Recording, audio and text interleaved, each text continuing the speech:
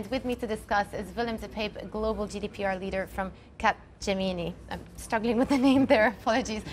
Many of our viewers are not familiar with the ins and outs of GDPR. Without going into extensive detail, what is it about? What's going to happen in a week from now? What is GDPR?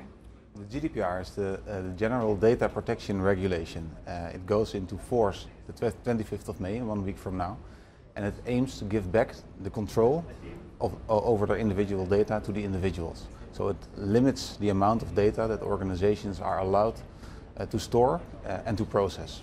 And Willem, I could see that 85% of companies are not prepared and not going to be ready for the launch next week. Why is that? Is it because they're not taking this seriously, or they just haven't had enough time to prepare? Yeah, so there's many reasons for that. So first of all, it's a very complex regulation. It has 260 pages of law text, 99 articles, and so it has a very wide scope. Second, there is a big technological challenge to implement in the GDPR. And to give you just one example, to be compliant, organizations need to be aware what personal data they have in their systems.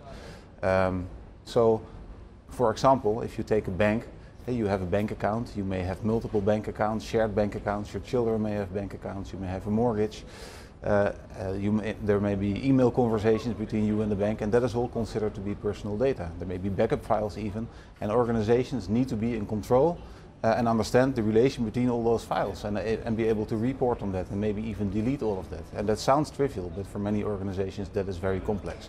And a large point, other point that I would like to make for reasons for not being compliant is that organizations tend to underestimate the impact that the GDPR will have. As the research that we did shows that organizations overestimate the trust that individuals have in their company, and they underestimate the willingness for individuals to actually act based on GDPR and exercise their rights. That's interesting that ultimately it is a game of trust, and it is all about trust and consumers' trust in these companies. Yeah.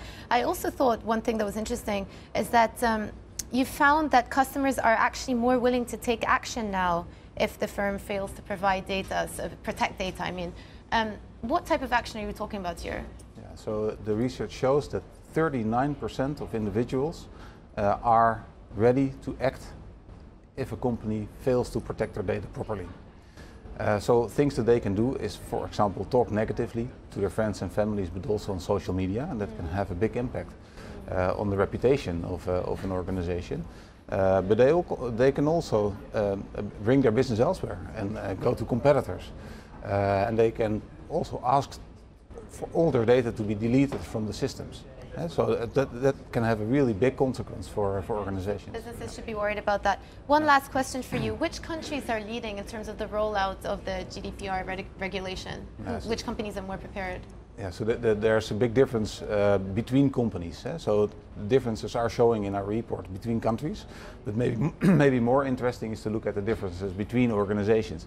And the readiness really depends on, for example, the exposure to previous legislation and regulations that have been out there, and the difference that they need to bridge. And also, of course, the strategy they choose. Do they really want to go for the competitive advantage by building trust better than their competitors do and actually getting the opportunity of the GDPR that is absolutely out there? Or will they take a defensive approach and just have a defensible position towards the authorities? And how long do you think it will take for the rest of these companies to get up to speed then? Yeah. Since 85% are not ready for next week. Yeah, very interestingly, one out of 4 organizations stated that they will likely not be compliant before the end of 2018. And moreover, compliance, just getting compliant is one step, but getting beyond compliance, if you really want to grab the opportunity of GDPR, organizations need to get beyond compliance and actually engage with their customers more, build their trust so that they spend more with them. Absolutely. Willem, thank you very much for joining us. That's Willem de Paepe from a global GDPR leader of Capgemini.